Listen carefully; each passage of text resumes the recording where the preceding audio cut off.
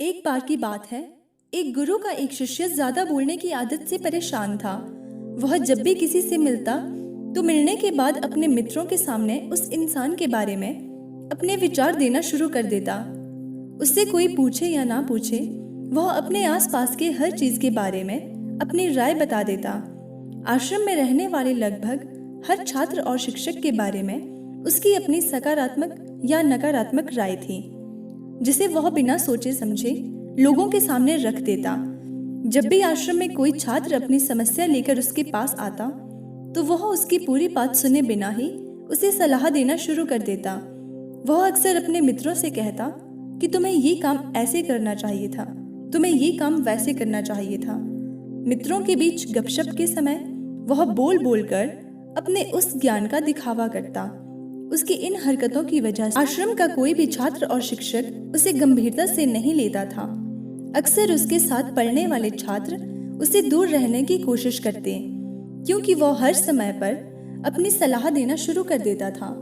कोई भी उसे अपना मित्र नहीं बनाना चाहता था, सब उससे दूर रहना ही पसंद करते थे। और अक्सर आश्रम में रहने वाले दूसरे छात्र उसकी पीठ पीछे इन आदतों की वजह से मजाक उड़ाते थे। उस लड़के को भी पता था कि उसकी ज्यादा बोलने की आदत से उसे कोई भी पसंद नहीं करता। वो भी अपनी इस आदत को बदलना चाहता था, लेकिन वह चाहकर भी राय देने की आदत को छोड़ नहीं पा रहा था। एक दिन वह अपने गुरु के पास गया और अपनी सारी समस्या गुरु को बताई।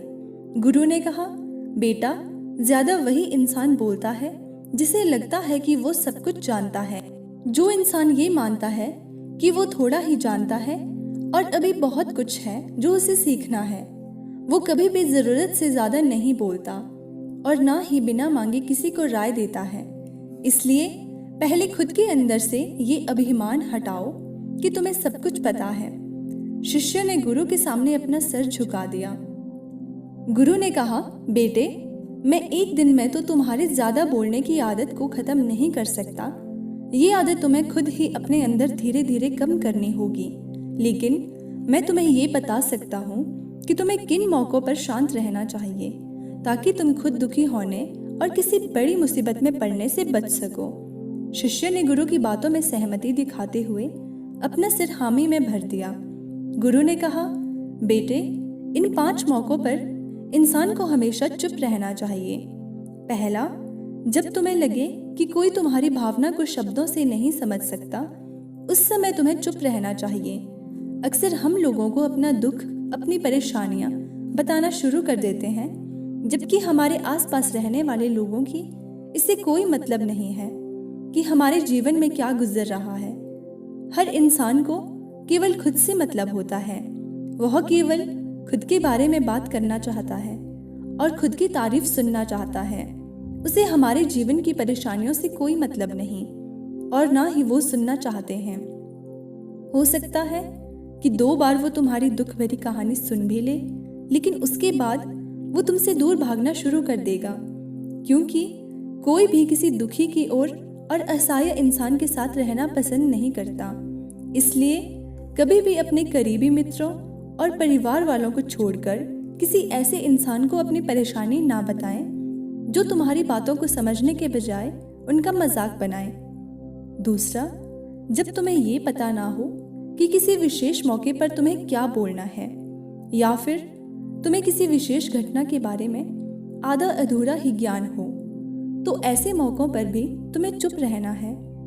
ऐसा इंसान जो आधा अधूरा ज्ञान होने के बाद भी उस विषय के बारे में बात करता है, वह अक्सर ही मजाक का पात्र बनता है और कोई भी ऐसे इंसान को कभी गंभीरता से नहीं लेता।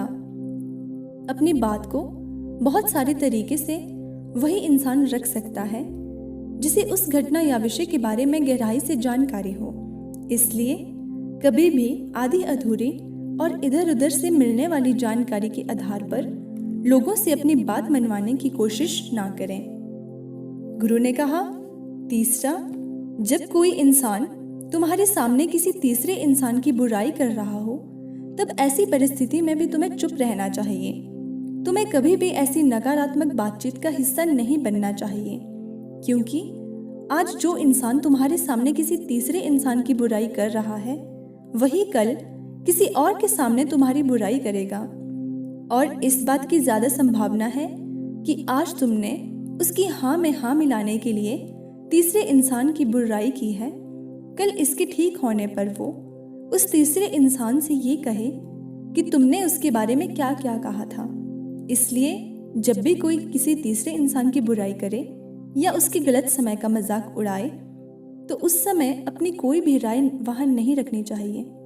अगर तुम ऐसा करते हो तो भविष्य में तुम्हारे लिए समस्या खड़ी हो सकती है। गुरु ने कहा, चौथा, जब कोई तुम्हारे ऊपर गुस्से से चिल्लाए या घृणा करे, तुम्हारा अपमान करे, तो ऐसी परिस्थिति में तुम चुप रहकर सामने वाले के गुस्से और घृणा को कम कर सकते हो। साथ ही तुम स्थिति को खराब होने से भी बचा सकते हो। जब तुम सामने वाले को क्रोध का जवाब क्रोध में ना देकर उस समय चुप रह जाते हो, तब ये बात उस क्रोध करने वाले इंसान के दिल में लगती है। गुस्सा कम होने पर उसे अपनी गलती का पछतावा होता है और ज्यादा संभावना है कि वह अपनी गलती के लिए तुमसे क्षमा मांगे, और यदि क्षमा भी नहीं मांगे तो वह अंदर ही अंदर खुद को दोषी समझने लगता है, और फिर वह अगली बार तुम पे गुस्सा करने व घृणा करने से पहले कई बार सोचेगा। लेकिन तुम्हें हर परिस्थिति में चुप भी नहीं रहना। अगर कोई गलत कर रहा हो तो तुम्हें उसका जवाब देना है, क्योंकि कुछ लोग ऐसे भी होते हैं जिन्हें हमारा चुप रहना हमारी कमजोरी प्रतीत होता है। गुस्से में चुप रहना केवल हमारे परिवार और निकट संबंधी और दोस्तों के लिए ही सही है। अगर तुम हर जगह चुप रहने लगे तो इसका गलत फायदा भी उठाया जा सकता है। गुरु ने आगे कहा, पांचवा, जब कोई इंसान तुमसे उसके जीवन की कोई दुख भरी घटना और परेशानी साझा कर रहा हो, ऐसी परिस्थिति में तुम्हें चुप रहकर सिर्फ उसकी बातों को सुनना है। ज्यादातर लोग ऐसे होते हैं कि किसी ने उनके सामने अपनी समस्या सुनाई नहीं कि उन्होंने समाधान देना शुरू कर दिया, जबकि जब कोई इंसान हमसे कोई परेशानी साझा कर रहा होता है तो वह हमसे किसी सुझाव की उम्मीद नहीं करता। वह हमसे चाहता है कि हम उसकी बात ध्यान से सुने, क्योंकि जब हम किसी की परेशानी को ध्यान से पूरा सुन लेते हैं तो उस इंसान को एक आत्मिक शांति मिलती है। उस इंसान को लगता है कि चलो, किसी ने तो मेरी बात को समझा। अधिकतर मौकों पर जब लोग हमसे अपनी परेशानी साझा करते हैं तो वह बस हमें अपनी बात बताना चाहते हैं।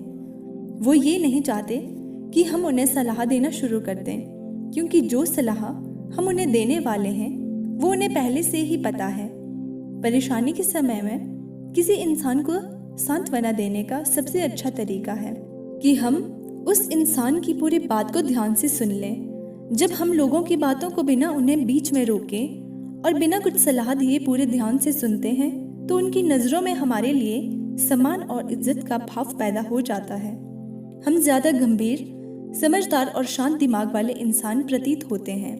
इसलिए अब जब भी अगली बार तुम्हें अपनी परेशानी को बताए तो उनकी बातों को ध्यान से सुन लेना, और जब तक वो तुमसे सलाह ना मांगे तो उन्हें किसी भी प्रकार की सलाह मत दें। गुरु ने कहा, मेरी एक बात हमेशा याद रखना, जब तुम कम बोलते हो तो लोग तुम्हारी तरफ ज्यादा आकर्षित होते हैं कि तुम क्या हो और तुम क्या सोचते हो।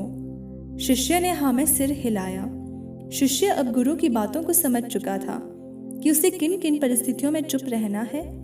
उसने ये भी जान लिया कि वह कम बोलकर आश्रम में अपनी प्रतिष्ठा वापस पा सकता है।